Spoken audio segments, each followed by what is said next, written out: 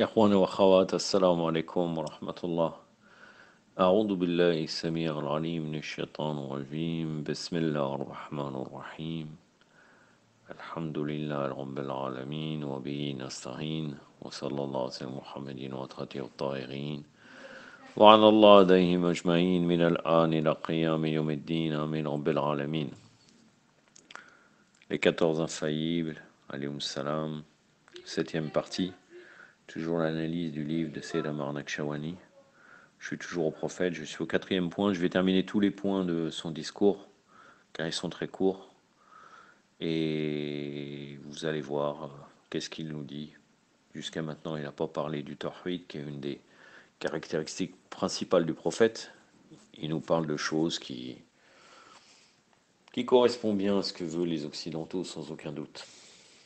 Donc, 4e point, établir une échelle de valeurs les plus élevées et parfaites. Suite à son système de valeurs, même ses ennemis le respectaient au point de lui confier leurs biens précieux. Il a vécu 13 ans à la Mecque avant d'émigrer à Médine, où il vécut 10 ans. La nuit où il quitta la Mecque, il laissa Ali ibn Abi Talib alayhi salam dormir à sa place sur son lit. Était-ce le seul rôle d'Ali ibn Abi Talib? Non. Ali ibn Abi Talib alayhi salam avait un deuxième rôle. Cher Ali, lorsque tu quittes mon lit le jour suivant, rends mes ennemis les biens qu'ils m'ont confiés.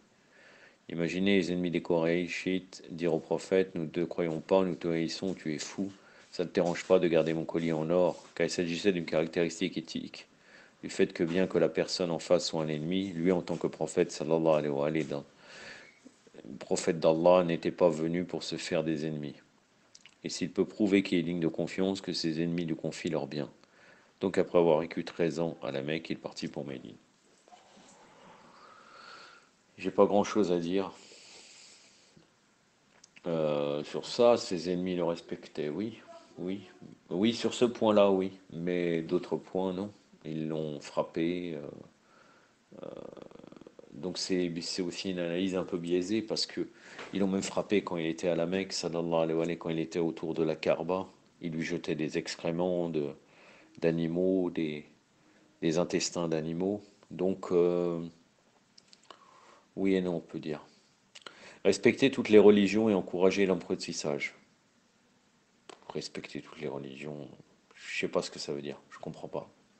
Je comprends pas du tout parce que en islam, même dans le Coran, on peut pas dire, quand on dit, à partir du moment où on dit que les juifs et les chrétiens sont des mouchriks, quand il dit Ozaïr ibn Allah est le fils d'Allah ou bien Jésus est le fils d'Allah, et ben à partir de là, je ne vois pas comment c'est une condamnation, et même il y a certains versets qui disent qu'ils sont des mouchriks. Donc est-ce que c'est respecter toutes les religions de dire qu'ils sont des associateurs, tout en sachant normalement les règles de guerre qui s'est passé? On demande quand même que les personnes soit ils se convertissent à l'islam, soit ils payent le jazir concernant l'Al-Kitab. Donc je sais pas trop ce qu'il veut dire par là. Mais bon. Donc je commence. À l'âge de 53 ans, lorsqu'il partit pour Médine, on lui fit la guerre maintes fois. Beaucoup disent Mohammed sallallahu alayhi wa sallam a répandu sa religion à l'épée. En réalité, ces batailles étaient des batailles défensives et non offensives. Étaient-ce des batailles défensives pour ne protéger que les musulmans? Non. Le Coran mentionne au chapitre 22, versets 39-40. Je reviens, je n'ai pas pris le. Je suis en train de totalement improviser, comme vous savez très bien. Et je n'avais pas pris le Mus'haf Sharif à côté de moi. Donc, sourate 22, versets 39 et 40. Si Allah ne repoussait pas les gens les uns par les autres, les ermitages seraient démolis, ainsi que les églises, les synagogues et les mosquées où le nom d'Allah est beaucoup invoqué.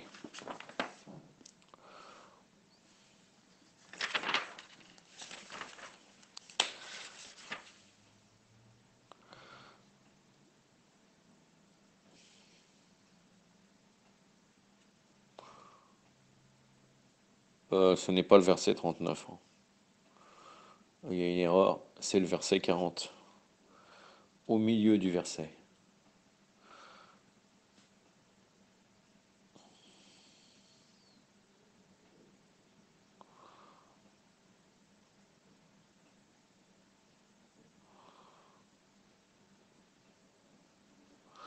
أعوذ بالله السميع العليم من الشيطان الرجيم ولا أدف الله ناس بعدهم بالبعض لختمت صوامع وبحي وصلوات ومساجد يذكر فيها اسم الله كثيرا ولينصر الله من ينصره إن الله قوي عزيز صدق الله العلي العظيم. Le verset termine par Allah aide celui qui l'aide, Allah est fort et puissant et honoré. C'est ce que j'ai lu à la fin. Je vous le demande, si le prophète sallallahu alayhi wa sallam était venu répandre sa religion à l'épée, pourquoi est-ce que le Coran parle des églises et des synagogues? Ce que l'islam essaie de dire, c'est que lorsque nous défendons à Médine, nous veillons à défendre chaque lieu de culte qui clame. Il n'y a qu'un seul Dieu. Ce n'est pas que vous pour les musulmans. Oui, c'est une réalité. C'est une réalité. Malgré que dans un État islamique, on ne doit pas construire des nouvelles églises et des nouvelles synagogues. On doit préserver leurs lieux de culte, sans aucun doute. S'ils payent la jazia, il n'y a pas de problème. Ils ont le droit d'appliquer leur culte. Il n'y a aucun souci. Sur ça, il n'y a pas de problème. Le Coran dit au chapitre 3, verset 64, aux gens du livre, dit aux gens du livre, venez à une parole commune entre nous et vous, que nous adorions qu'Allah, sans rien lui associer, que nous prenions point les uns et les autres pour Seigneur en dehors d'Allah.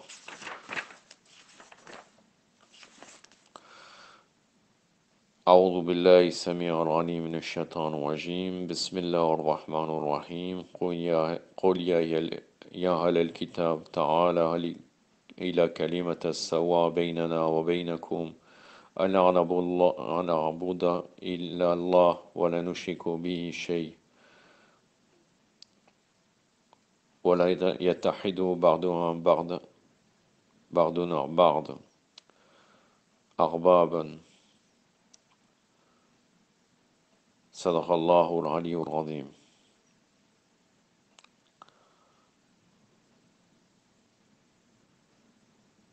Pardon, je vais recommencer parce qu'en fait, j'ai pas terminé le verset jusqu'à en dehors d'Allah. أعوذ بالله السميع العليم من الشيطان الرجيم قل يا أهل الكتاب تعالى إلى كلمة سواء بيننا وبينكم أن نعبد إلا الله ولا نشرك به شيء ولا يتحد بعضنا بعض أربابا من دون الله صدق الله العلي العظيم.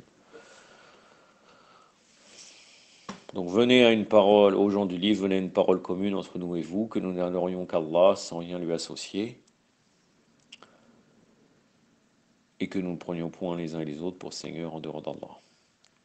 J'ai rien à dire de plus. Après ces premières batailles, on peut aussi remarquer son insistance sur l'éducation après la bataille de Badr, alors qu'il ramenait les prisonniers, ses compagnons lui dirent tuons-les. Non, dit-il, traitons-les bien et faisons-leur une proposition. Quelle proposition? Nous les relâcherons s'ils apprennent à dire aux gens à lire et à écrire. Depuis le début à Médine, le message mettait l'accent sur l'éducation, acquérez le savoir, du berceau jusqu'au tombeau, lisez jusqu'au dernier instant de votre vie, la valeur de la croyance se mesure à son savoir et à sa sagesse. Le prophète sallallahu alayhi wa sallam a donc introduit l'idée de lecture et d'écriture chez les musulmans. Il savait que ces compétences étaient à la base de toute grande société. Et encore une fois, certains hadiths peuvent être chiites, c'est-à-dire venant de Ahl-al-Bayt. Donc il faut vérifier si ces trois hadiths, parce que c'est des hadiths, viennent de Ahl-al-Bayt. Acquérir le savoir d'une berceau jusqu'au tombeau, il existe chez nous.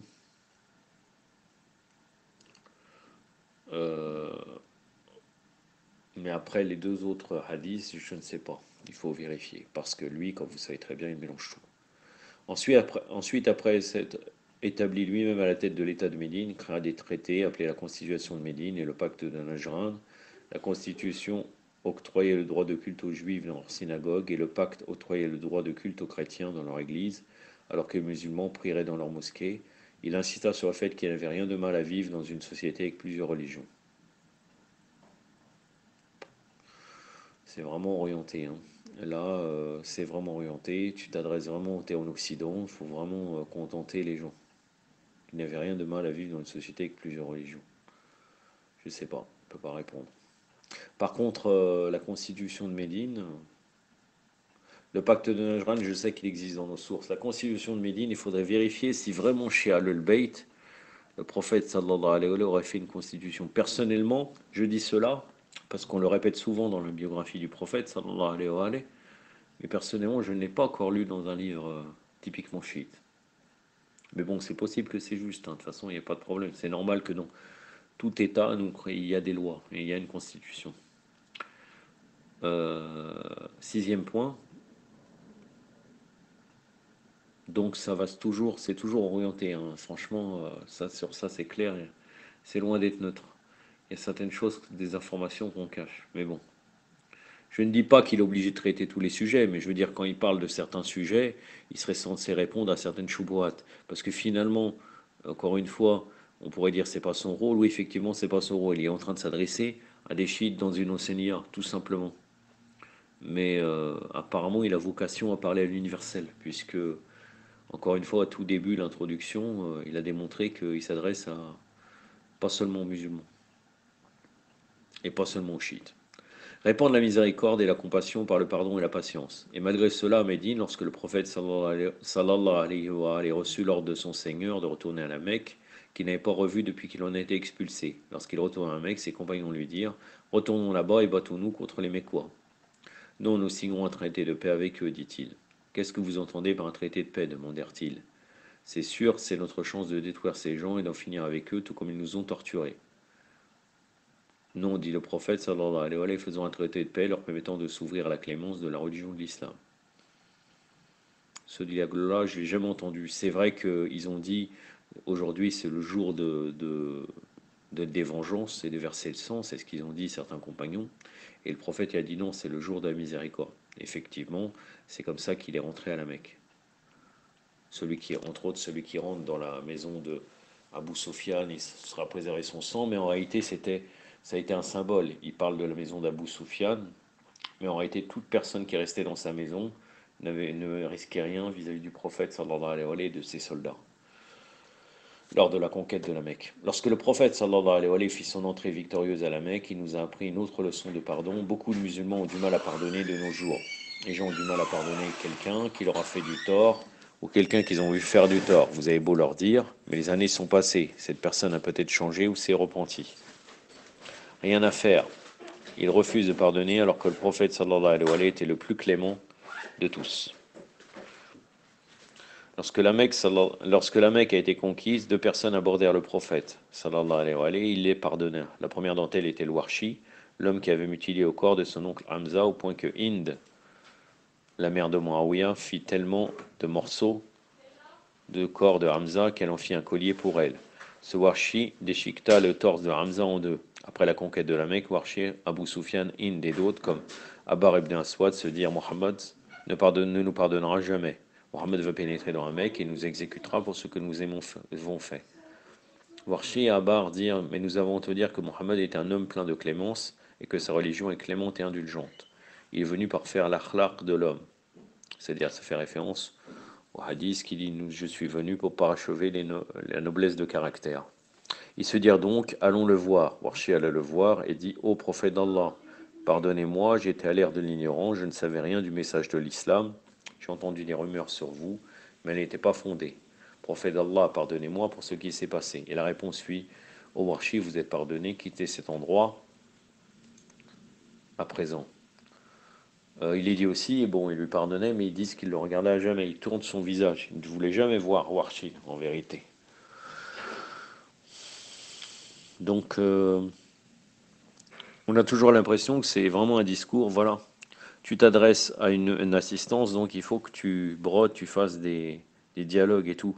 Est-ce que réellement il y a ça dans le livre? Je me pose la question. Mais bon, de toute façon, il y a pas grand-chose à dire, hein. C'est pas vraiment, il y a pas des choses vraiment fausses dans le dent, donc il n'y a rien de particulier, dans le bon sens et dans le sens inverse. Puis Abar ibn Aswad s'approcha, une des filles par alliance du prophète, sallallahu alayhi wa sallam, était enceinte. Elle allait à Médine. Abar voulait qu'elle fasse une fausse couche. Alors qu'elle était en chemin pour Médine, Abar vint et lui flanqua une telle peur qu'elle finit par perdre son enfant. En apprenant cela, le prophète sallallahu alayhi wa sallam eut beaucoup de peine.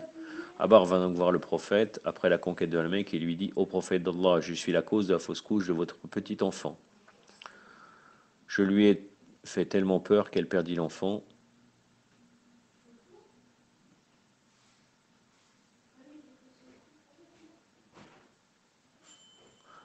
mais j'étais ignorant. Et ils m'ont menti sur votre comportement et votre personnalité. Lorsque je vous vois maintenant, je vois un homme de vertueux. S'il vous plaît, pardonnez-moi. Je vais revenir sur une des expressions qu'il employait au début. Nous devrions nous demander en tant que musulmans aujourd'hui jusqu'à quel point nous sommes prêts à pardonner nos frères, sœurs, tantes, oncles, grands-parents et cousins. Le prophète sallallahu alayhi wa sallam lui dit: Allah vous a pardonné, ne vous tourmentez pas pour ce que vous avez fait. Il est dit une des filles par alliance du prophète. Donc c'est une des filles, des femmes du prophète sallallahu alayhi wa sallam. Hein. On peut comprendre cela. Moi, ce qui m'étonne, c'est comment Allah subhanahu wa ta'ala nous dit de jamais nous attribuer les filles, même le fils adoptif, comme entre autres les versets qui concernent Zayd ibn Haris. Et là, il emploie le terme une des filles par alliance. Mais bon, il faut utiliser le langage moderne. C'est moi qui dois être décalé. Le prophète sallallahu alayhi wa sallam savait qu'à la base d'une grande communauté se trouvent tous ces principes de tolérance, de patience et de pardon. Nous devons adopter des principes en nous inspirant de lui. Certains d'entre nous doivent être patients dans leur vie maritale, d'autres doivent être patients face à leurs enfants. Lui aussi a dû être patient dans sa vie maritale, comme vis-à-vis de ses enfants. Il avait épousé une femme appelée Shamba. D'après des récits, elle serait la fille d'Amr el-Rafariya. Lorsqu'elle vit le fils du prophète, sallallahu alayhi wa sallam, décédé, Ibrahim, elle dit: vous savez, si vous étiez le prophète d'Allah, Allah n'aurait pas laissé votre fils mourir. Je vous quitte. Et elle s'en alla. Savez-vous la patience qu'il faut lorsque vous êtes marié à quelqu'un qui vous parle ainsi? Mais le prophète sallallahu alayhi wa sallam était patient. Il aurait pu parler de Aïcha, mais bon, ça va déranger. Hein. Elle lui a douté, elle dit: es-tu bien le prophète d'Allah? Elle lui a jeté son assiette par terre, elle lui a tout fait. Mais bon, il faut surtout pas parler. Il avait une autre femme du nom de Malika. Un jour lui dit: Mohammed sallallahu alayhi wa sallam est la cause du décès de ton père. Elle prit ses affaires et s'en alla. Parfois dans la vie, on se plaint de ce que nous devons affronter, mais le prophète sallallahu alayhi wa sallam affrontait plus de choses que nous. Il disait la patience et à la fois ce que la tête est au corps. Un hadith qui vient de Ahlul-Bayt, sans aucun doute, je le connais. Il ne peut y avoir de corps sans tête et il ne peut y avoir de foi sans patience. Il a même dû voir plusieurs de ses enfants mourir. Son fils Ibrahim mourut, son fils Qasim mourut, même son fils Abdullah mourut. Certains d'entre nous se demandent pourquoi est-ce que nos enfants meurent, pourquoi est-ce que l'enfant de mon ami est décédé. Lorsque nous disons que le prophète sallallahu alayhi wa sallam est un modèle, c'est parce que ce que nous vivons, le prophète l'a vécu aussi. J'ai l'impression sincèrement, vous savez, j'ai énormément, je peux dire que j'ai la plupart des discours de Tariq Ramadan, je ne parle pas des discours modernes, non, des discours, comment dire, récents, mais les discours qui remontent à au moins une dizaine d'années, la plupart je les ai. Je les ai écoutés. Ça veut dire que même il y a, euh, il y a quelqu'un qui avait un site, il y avait un site qui m'avait partagé, il m'avait même téléchargé les discours en CD de Tariq Ramadan. Je les ai regardés. Là, je les ai écoutés tous, pratiquement. Sincèrement, c'est la même chose que Tariq Ramadan. C'est exactement pareil, la même méthode. Faire des liens. Bon, le problème de Tariq Ramadan, c'est encore pire parce que, comme il est un Bakri, il arrive à attribuer des choses fausses sur le prophète qui nuit à la sacralité du prophète pour après les remettre dans notre contexte. Mais sa méthode là de Sayyid Amar Nakshirwani, ça s'appelle faire sira. Ça veut dire qu'est-ce qu'on tire de la biographie du prophète pour la mettre dans notre contexte. C'est ce qu'il est en train de faire en fait. Laisser des valeurs morales parfaites en héritage. Donc tout ça, c'est soi-disant, bon, il aurait pu, bon, il a vraiment tourné la biographie du prophète, parlé de certains faits, pour orienter encore une fois d'une manière très très douce. Et voilà. C'est ainsi qu'avant de rendre l'âme, il fit ce que tout le grand chef ferait. Il dit clairement aux gens, même si je meurs, je n'assurerai avant vous de laisser de quoi vous guider. Il laissa ce guide le jour de Radir en élevant la main d'Ali alayhi salam et dit explicitement: je ne quitterai jamais ce monde sans m'assurer qu'il y a un guide pour vous qui continuera à préserver le message tel que je vous l'ai transmis. Mais sa dernière action fut un réel acte de charité. Dans l'islam, faire un sourire à un être humain est un acte de charité. Lorsque sa fille Fatima alayhi salam s'approcha de lui alors qu'il était mourant, une narration raconte qu'elle pleura d'abord, puis sourit. Dans cet acte, le prophète sallallahu alayhi wa sallam nous montre que du début jusqu'au terme de sa vie, l'éthique et la morale étaient au cœur de ses biographies. Lorsque Fatima alayhi salam se retourna, on lui demanda: Fatima, vous avez pleuré? Puis sourit. Elle dit: j'ai pleuré quand il m'a annoncé qu'il était sur le point de rendre l'arme, mais j'ai souri ensuite quand elle m'a dit que j'allais être la première de la famille à le rejoindre. Vous remarquerez que du début jusqu'à la fin, il fut un homme qui apporta le sourire dans la vie d'humanité. Et il partit avec le sourire, et c'est pourquoi aujourd'hui encore, ce n'est pas que l'islam qui le respecte, mais les autres aussi. Allahu Akbar. Vraiment, ça c'est mon talent. Il est parti avec un sourire, il apporte un sourire dans la vie de l'humanité. Il partit avec le sourire. Il partit avec le sourire, c'est l'inverse. Ils ont été délaissés. Après, tu viens, tu nous ramènes l'histoire de Fatima pour faire pleurer l'assistance, c'est ça? C'est toujours pareil, tu fais pleurer, ça va, et les gens vont pleurer parce que peut-être tu l'as fait lors du martyre du prophète, sallallahu alayhi wa sallam. C'est possible, hein. Toutes ces méthodes-là, je les connais malheureusement. Et je continue. Guru Nanak, le fondateur de la religion sikh, croyait que Mohammed était un agent de Brahman. On cite certains prêtres chrétiens disant, bien que nous ne croyions pas au prophète, il est un modèle de vertu pour l'humanité. Et il n'y a pas de meilleurs propos que ceux de Gandhi lorsqu'il dit il est impossible que des millions de gens soient attirés par cet homme à cause de son épée. Non, ce n'était pas son épée, c'était ses engagements qu'il respectait et sa simplicité dans la vie et son dévouement pour sa famille et ses amis qui ont fait de cet homme l'homme qu'il fut. Je vous invite à étudier un peu qui est Guru Nanak. On m'avait expliqué, un frère pakistanais m'avait expliqué, c'est tout un mélange. Mais bien sûr, c'est devenu un exemple, on doit citer sa parole pour dire ce qu'il disait sur le prophète. C'est intéressant. Voilà, tout le monde a reconnu le prophète, c'est magnifique. Gandhi ajouta, j'ai été triste à la fin du second volume de sa biographie et j'aurais aimé en savoir plus sur cet homme, un homme comme personne d'autre, Muhammad. Allahumma salli ala Muhammad. Et donc là, les gens vont faire salawat et c'est terminé. Voilà. La prochaine fois, Inch'Allah, ça sera sur Fatima Tazahra alayhi salam. On va voir de quoi il va nous parler. J'espère que ça sera un petit peu mieux. Ça reste toujours Satraï, toujours au niveau de l'extérieur, toujours très très bon. Hein. Inch'Allah, j'espère que quand il va parler de Ahlul Bayt, il y aura beaucoup plus de choses intéressantes à dire. Inch'Allah. يكتفي بهذا القدر وصلى الله على سيدنا محمد وعلى آله وصحبه الطاهرين والسلام عليكم ورحمة الله